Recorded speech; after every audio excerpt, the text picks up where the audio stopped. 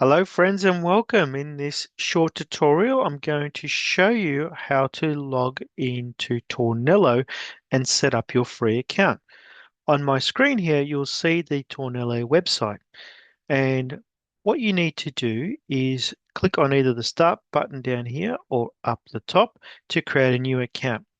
If you have an account already, please make sure you use the sign in feature in the first place.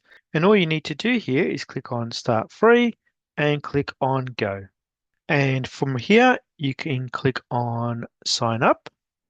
And on this screen, it'll give you the option to create an account. And all you need to do here is enter your full name. And then from here, you'd add your email address and you'd create a password. So once you've entered your email address and created your password, the next thing is to create an account.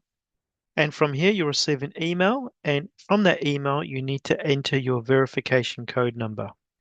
So once you've got your number, enter your verify email address.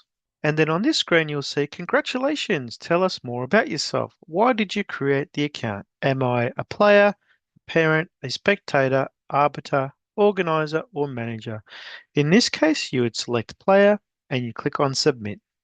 And that's it. Now you have a profile. And in the next video, I'll show you how to register for an event.